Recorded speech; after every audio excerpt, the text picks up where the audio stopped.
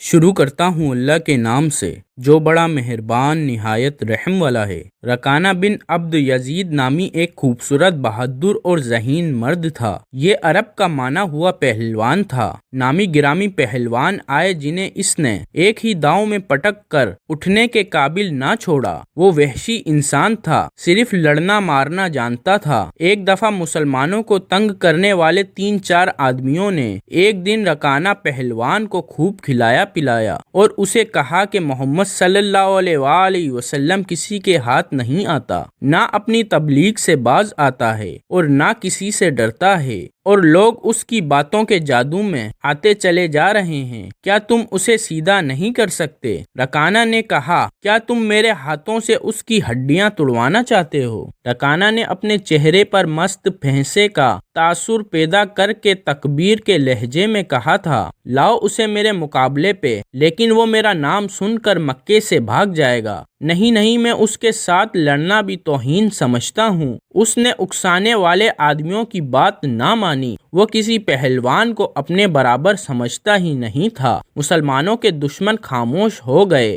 لیکن سوچتے رہے کہ رسول کو رکانہ کے ہاتھوں گرا کر آپ کا تماشا بنایا جائے۔ نعوذ باللہ۔ مکے کے یہودی خاص طور پر رسول کریم کے دشمن تھے، لیکن وہ کھل کر میدان میں نہیں آتے تھے۔ وہ خوش تھے کہ اہل قریش آپس میں بڑھ کر ایک دوسرے کے دشمن ہو گئے ہیں۔ انہیں پتا چل گیا کہ قریش کے کچھ آدمیوں نے رکانہ پہلوان کو اکسایا ہے کہ وہ رسول اللہ صلی اللہ علیہ وآلہ وسلم کو کشتی کے لیے للکارے، لیکن وہ نہیں مان رہا۔ ایک روز رکانہ رات کے وقت ایک گلی سے گزر رہا تھا کہ اس کے قریب سے ایک بڑی حسین و جوان لڑکی گزری۔ چاندنی رات میں لڑکی نے رکانہ کو پہچان لیا اور مسکرائی۔ رکانہ وحشی تھا، وہ رک گیا اور لڑکی کا راستہ روک لیا۔ کیا تم جانتی ہو کہ عورت مرد کی طرف دیکھ کر مسکراتی ہے تو اس کا کیا مطلب ہے؟ رکانہ پہلوان نے پوچھا، کون ہو تم؟ اس کا مطلب ہوتا ہے کہ عورت اس مرد کو چاہتی ہے۔ اس جوان لڑکی نے جواب دیا، میں بست بنت ارم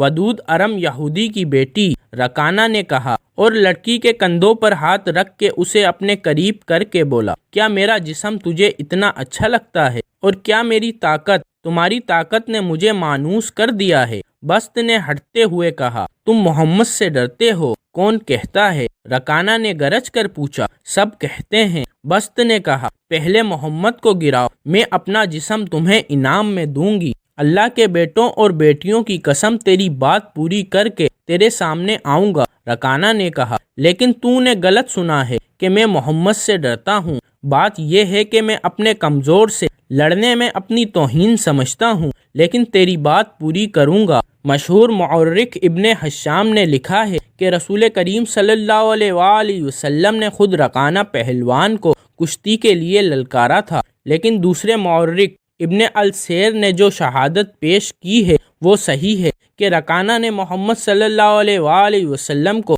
کشتی کے لیے للکارا اور اس نے کہا کہ میرے بیٹے، تم بڑے دل اور بڑی جرات والے آدمی ہو۔ میں یہ بھی جانتا ہوں کہ تم جھوٹ بولنے سے نفرت کرتے ہو، لیکن مرد کی جرات اور صداقت کا پتہ اکھاڑے میں چلتا ہے۔ آؤ میرے مقابلے میں اکھاڑے میں اترو۔ اگر مجھے گرا لو تو میں تمہیں اللہ کا بھیجا ہوا نبی مان لوں گا۔ اللہ کی قسم تمہارا مذہب قبول کر لوں گا، لیکن یہ ایک بھتیجے اور چچا کی کشتی نہیں ہوگی۔ رسول اللہ صلی اللہ علیہ وسلم نے رکانہ کی للکار کے جواب میں کہا، ایک بت پرست اور سچے دین کے پیغمبر کی لڑائی ہوگی۔ تو ہار گیا تو اپنا وعدہ نہ بھول جانا۔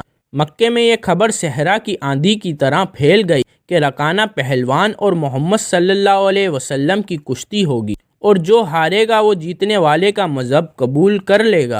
قریش کا بچہ مرد و زن اور یہودی ہجوم کر کے آ گئے۔ مسلمانوں کی تعداد بہت تھوڑی تھی۔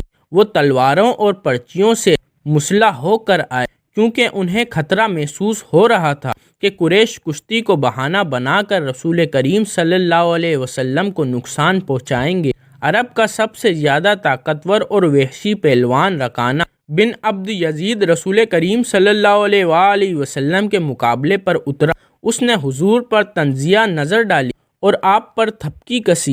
آپ مکمل خاموشی اور اطمینان سے رکانہ کی آنکھوں میں آنکھیں ڈال کر دیکھ رہے کہ وہ بے خبری میں کوئی داؤ نہ کھیل جائے۔ رکانہ آپ کے ارد گرد یوں گھوما جیسے شیر اپنے شکار کے گرد گھومتا ہے۔ ہجوم رسول اکرم صلی اللہ علیہ وسلم کا مذاق اڑا رہا تھا۔ مسلمان خاموش تھے، وہ دل ہی دل میں اللہ کو یاد کر رہے تھے۔ انہوں نے اپنی تلواروں کے دستوں پر ہاتھ رکھے ہوئے تھے۔ پھر نہ جانے کیا ہوا کہ رسول اکرم صلی اللہ علیہ وآلہ وسلم نے کیا داؤ کھیلا۔ ابن علا سیر کہتے ہیں کہ آپ نے رکانہ کو اٹھا کر زمین پر پٹک دیا۔ رکانہ زخمی شیر کی طرح اٹھا اور گراگر آپ پر حملہ آور ہوا۔ آپ صلی اللہ علیہ وآلہ وسلم نے پھر وہی داؤ کھیلا اور اسے پٹک دیا۔ وہ اٹھا تو آپ نے اسے تیسری بار پٹکا۔ بھاری بھرکم جسم 3 بار پٹکا گیا تو کشتی جاری رکھنے کے قابل نہ رہا۔ رکانہ سر جھکا کر اکھاڑے سے نکل گیا۔ ہجوم پر سناٹا طاری ہو گیا اور مسلمان ننگی تلواروں اور برچیاں ہوا میں لہرا لہرا کر اور اچھال اچھال کر نعرے لگا رہے تھے۔ رکانہ رسول کریم نے للکار کر کہا، اپنا وعدہ پورا کر اور یہیں اعلان کر کہ آج سے تو مسلمان ہے۔ رکانہ نے قبول اسلام سے صاف انکار کر دیا اور پھر فتح مکہ کے دن اسلام قبول کر لیا۔ بعض مورخین نے لکھا ہے کہ رکانہ نے کشتی والے دن ہی اسلام قبول کر لیا تھا اور کہا تھا کہ جس شخص نے مجھے ہرایا ہے یہ کوئی عام آدمی ہو ہی نہیں سکتا بلکہ یہ اللہ کا ہی نبی ہے۔